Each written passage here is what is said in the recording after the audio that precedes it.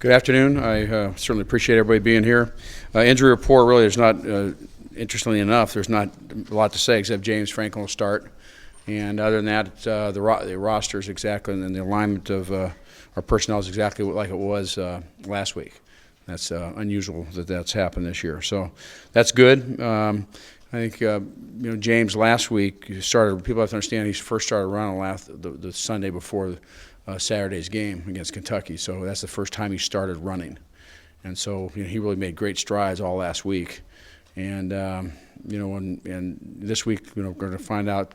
We expect him to get better and better and better, get more confidence. I think he got some confidence playing in that game, and then it'll determine kind of what we do with him. And what we ask him to do Saturday. So we'll kind of see how that goes, and we're anticipating him to be very close to being 100% and as far as us calling plays and allowing him to quarterback the way he does. Other than that, we're playing a very good Florida team. They had a tough loss last week, but they're playing great defense. Offensively, they're running the ball really well, about 190 yards a game. Quarterback's playing well, managing it well. They got good athletes. And they have a very good kicking game. Turnover margin, they're a slot ahead of us in the SEC, and doing a very good job there too overall. So excited about playing. Another great place to play college football, and we just want to play our best football game. So that's what our goal is to do, and we're going to work real hard to do it.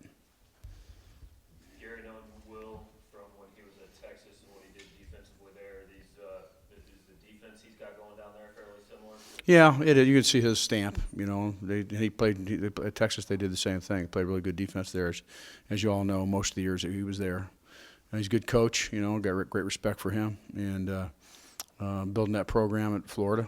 And but they play a very, very, very good defense, and their offense.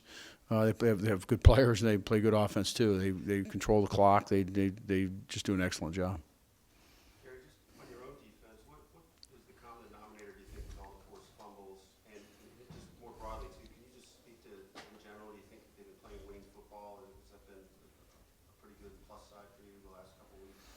Well, I think that our defense, look at statistically, in a league with really good defensive stats, as good as any league better than any league in the country, I would suggest.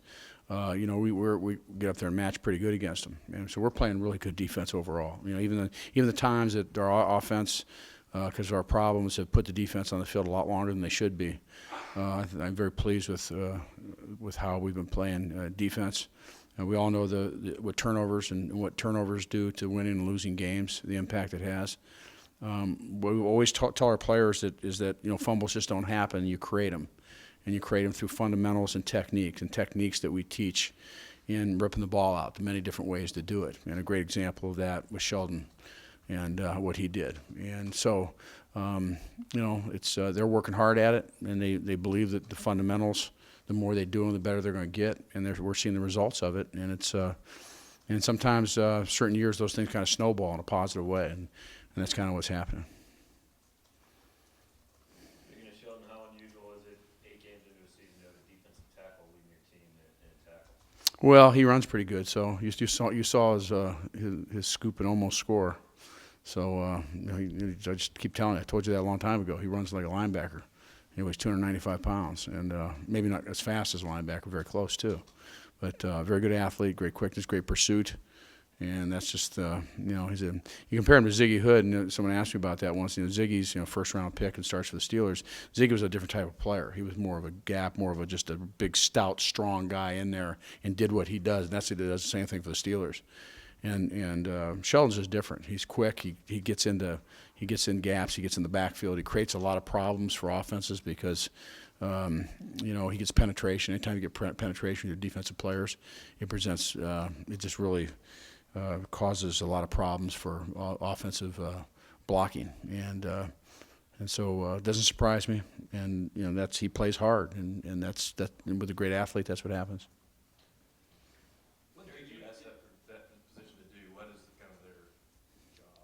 The tackle? I mean, he's not a guy that just occupies blockers. Well, it's a gap control defense, so everybody's got a gap. But what he does is he can get through a gap pretty quick. and that's the difference. He can align different spots and get to the same gap, and it just makes it very, very difficult for really, some of the best offensive linemen in the country we play against, and certainly, he gets blocked sometimes. I'm not trying to say that, but his quickness and his ability to get in those gaps and create problems. You got guards pulling, or guards blocking back, or centers, or people pulling, and all of a sudden when he gets in there, it disrupts everything. It just doesn't disrupt, that gap. It disrupts a lot of times the whole blocking. Any type of penetration disrupts the continuity of that blocking assignment, and that's what he does, and he's very good at it. And then when he gets there, he's athletic. He can turn and spin. He can make plays. He can react, just because he's very gifted. And the great thing about him is he's using his gift. He's worked so hard to get as good as he is now. And the incredible thing is he can probably get a lot better. Did you kind of wonder whether the light was going to turn on for him or not? He's kind of a high maintenance recruit, and then last year he was okay. Yeah, well, one of the things we talked about when he got here, one of the things we do when we bring anybody into our program is our program is designed to help players mature, not just him, any player, mature, be disciplined, and carry those things over academically and on the football field. And the problem is that we couldn't. He wasn't really in our program. He was hurt the whole time, so he couldn't do any of the things we do to help mold and develop these kind of things. He couldn't do. And then finally, this summer, for the first time, last year he got hurt, so he didn't go through winter conditioning. He didn't go through spring football. So all the different things we try to do. Didn't get up at 6 o'clock in the morning and work out. He got up at 6 o'clock in the morning, but didn't work out and do the things that we do to help mold and change our players and mold them into competitors and mental toughness and all those things that apply to everything. Finally, he came back in June, and he went through the whole summer camp with the whole team. And what a big difference that was, just going through those 8 weeks when he reported in August.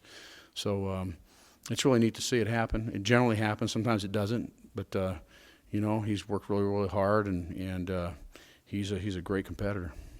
When Andrew Baggett was a senior in high school, did you see him live or just on film? And do you recall anything that you liked in particular? David Yost, Andy Hill, looking at film of him. I think I looked at a little bit of him. We went and saw him kick. I think what they do now, they have they get video of him. And you get to see him in camps, and you get to see him kick off, and you kind of get some of their numbers that they do and how far the leg strength and things like that.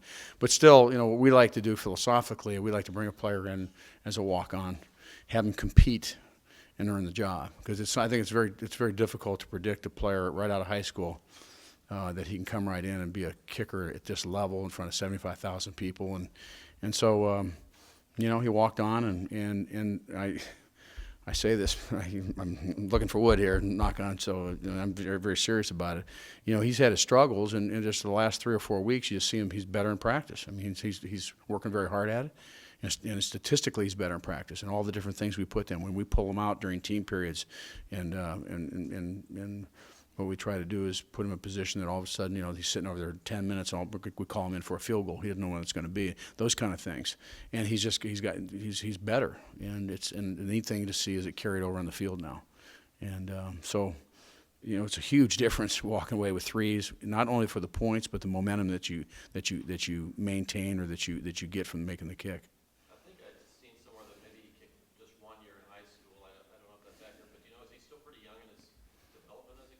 I recall that he did 1 year. I can't say that for sure. I think it was 1 year, but we really liked his leg strength. He had real good leg strength, and so much of it, it's like a golfer. You're in that arena. You're out there by yourself.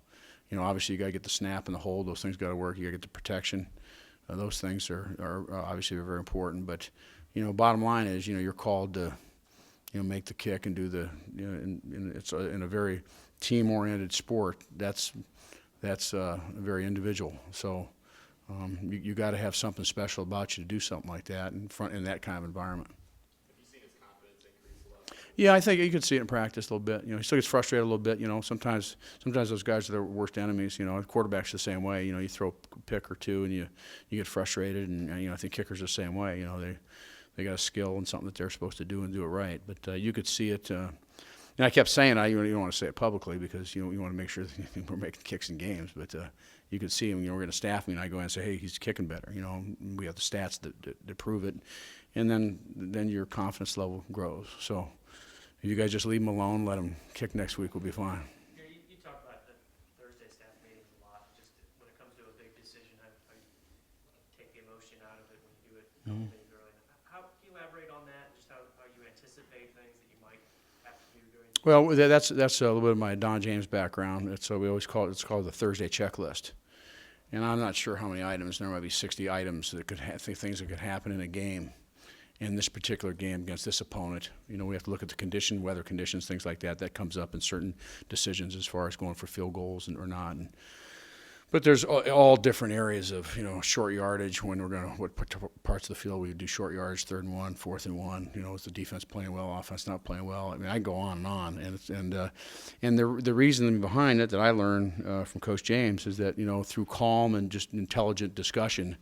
You can come up with the right answer. Now, sometimes, we say it's, a fake punt. You can get us 5 yards, and, I call it a fake punt, and if it works, it's fine. But, I pull the trigger on something like that.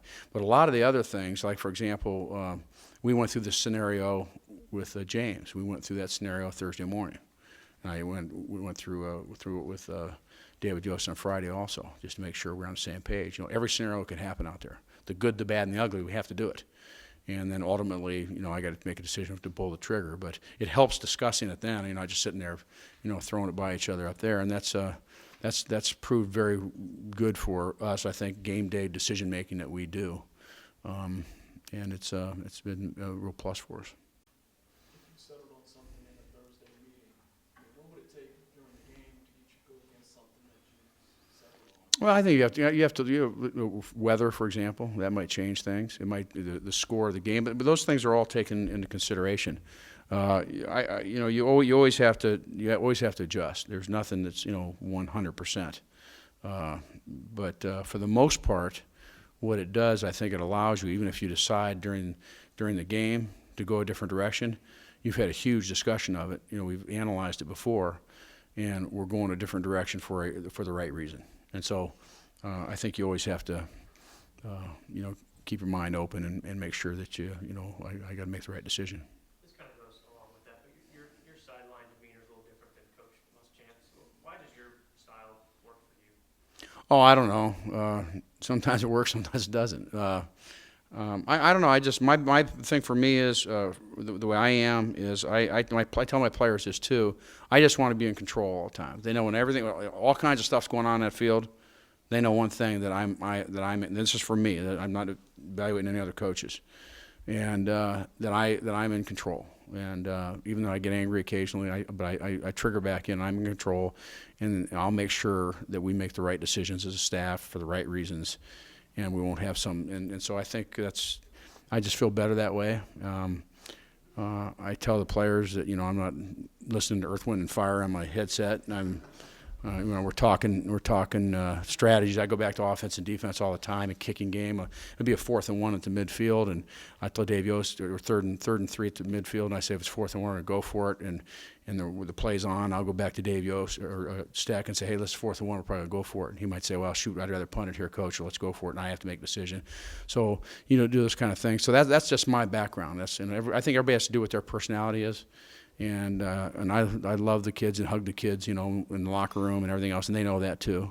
But I just the way I am. Everybody's different. What does it say about? Oh, I also don't. Excuse me. I also don't. For me, I just don't really want the attention either. So I get enough. Yep. What does it say about Kendall at his body size that he can, at his frame, that he can take 23 carries, and also in terms of you being able to go that direction with your offense to be able to sort of emphasize. Adjust, yeah, a huge adjustment. I mean, that's a big adjustment there in that game. Well, I think he's. We talk about the great year he's had. He's very mature. He's learned. He's experienced. He's very explosive. His burst, he gets going fast, real quick. He can get to top speed in a relatively few yards, and he's strong. And he doesn't take a whole lot of big hits. He usually gets different types of hits, and he also goes down and learns to avoid the big hits. I'm not saying it doesn't happen, but I think that helps him also. I don't know, I mean, Henry, I think nationally, there was this perception that he was on entirely another tier than Kendall perhaps, and maybe people didn't understand that Kendall's capabilities were somewhat close. Are there differences between them, or are they pretty? I think they're a little bit different. I think Kendall likes to cut back a little bit more. Henry was a guy who hit a seam and he'd just go, and it's a little bit different that way. Murph might be a little bit more like Henry, maybe in some respects. They came in very similar styles. That touchdown run he had down at the bottom, all of a sudden breaks the thing all the way on the outside. But I don't think it's difficult to compare running backs or quarterbacks. They all seem to have their own little style, but most of those guys are very, very explosive players, and they have great speed and great acceleration, which allows you to hit some seams. Can you just elaborate a little bit on the adjustment that was to do more of that, and maybe also to have more attached tight end? Well, we've looked at that a little bit. It's something that we did a little bit last year. We've had some limitations offensively. We know that. We've had some personnel issues that we've had to make a few adjustments. We're going to change our whole offense? No. But we felt it was kind of necessary to do some of those things if we can. And, you're playing good defense, and we put James in and kind of control what we did with the football with him. We're running the ball well. And so it kind of changed the ball control offense, pretty much what it did. And running the football and mixing it with short passes, and with James' limitations, it kind of created that a little bit too. And the defense is playing well. So, our defense, that second half, we had 2 turnovers midfield right away, and come away with no points that's mammoth. I mean, it was huge in that game. Same position. Can you talk about Russell's progress and to the point where I think he had a career high in carries and yards? Yeah, he's very talented too. Young guy, very very similar to the other running backs that we have. I guess you see how we recruit those type of players, but very explosive. A very real young player, freshman, but a player that I think is going to be real good. And he's got great quickness, change of direction, fairly mature, for a young player. And it's good to have a young player like that getting the experience. You talk about how Gotti is coming along earlier in the season. Obviously, when Elvis went down, you had to bring him. They don't move this guy here and move this guy here. This week, as you're spelling Elvis, you're able to bring in Gotti and leave everybody else kind of where they're at. How's he coming along? He's getting better. That's kind of, it's all based really how you practice. I mean, that's how we determine how guys play. And he'd been practicing a little bit better, more consistent, so we decided to give him some more reps. And that's good, and now then you have to evaluate how he plays and how much more he's going to play or how you're going to adjust that. But that certainly helps us, and no question about that. And, with all the movement we've had up front. What's the message this week to James, if any, in terms of running the ball? I don't know. I mean, my whole thing is I thought we had a discussion with him last time, so. It was kind of a freak injury what he had before. I mean, when he got the strained MCL. But my whole thing with him is just the same thing. It's just do everything you can to protect yourself. It's difficult for him a little bit. It was like for Brad Smith, it was difficult because they're competitive, and they don't, they say go fall down. That's not in their blood to fall down. But the more he can do that, the better he can, get as many yards you can, just go down. But use your athleticism, because your athleticism puts a lot of stress on the defense. And we saw him last year in the first quarter against Vanderbilt when he was playing. That was James. I mean, he's got movement. He can extend the play. He can put pressure on the defense running. He's a combination of a really good thrower and a really good runner. And in our offense, you have to have that, or you have to have a great passer, or you have to have a great runner that can throw the football. That's what Brad was. Brad was a phenomenal runner, could throw the football. In a spread offense, you have to have one or the other. We have 2 great throwers in Blaine and Chase, and James is probably the balanced. He's got a great arm, and he can run, and he's got quickness, and in our offense, for a spread offense, you got to have that quarterback's got to be able to do that. You got to have one or those. You have to fit in those traits. And without that, you're going to have trouble moving the football consistently. And you've seen that a little bit thus far. How nice is it when you're using all those short passes that a guy like John McGaffey, kind of big week last week, that you can go to? Well, he's just, everybody always talks about, he's kind of quietly makes every catch thrown to him and makes plays and gets first downs. Tommy Saunders was a little bit like that when he played around amongst a bunch of NFL players. But really, he's a great kid. He's just came in here as a quarterback, and he never complains, but he always shows up and he always makes plays. And that one ball that kind of fluttered out when Corbin got hit, that thing, I'm watching the ball, and I don't know who's going to get it. And all of a sudden, he comes up, snaps it out of the air. Wow. Elvis was talking after the game how beneficial it is for him, not only him to come out a little bit, but how this is going to help Gotti, down the road too. What's it say for a guy who's been through so much like Elvis had to be getting out this season and to kind of have that perspective that this is going to be possible? Well, he's doing really well, but he still gets tired a little bit. He's just a great kid. He's a guy that you talk about just, will do anything for the team, and some of those games he stayed in there we shouldn't stay in, and he just did it, and we tried to get him out, and he wouldn't come out. And so, he just did it, and he was limping around a little bit and those type things, but he knows what problems we have. So, with Anthony getting in there playing a little bit, that gives him a little bit of a break so that hopefully in the fourth quarter, he can be a little bit stronger because we've done that a little bit. So we'll kind of see where that goes. What kind of development have you seen in Randy Ponder? He's really, really good player. He's a guy that had a couple great hits in this past game. He's had some great games. What we look for Randy is just the consistency, because he really plays well. And one of the things that we talked to him about this week about can you back to back a great game? Not only play a great one, come back and get another one the next week. And I think as you mature, that's what you look for, and as players, kind of deal with the success, and they go back out and play again at the same level. But he's really works hard and does a great job. Player that walked onto the program and got a scholarship, and has done a great job. Okay, thank you. Have a good day.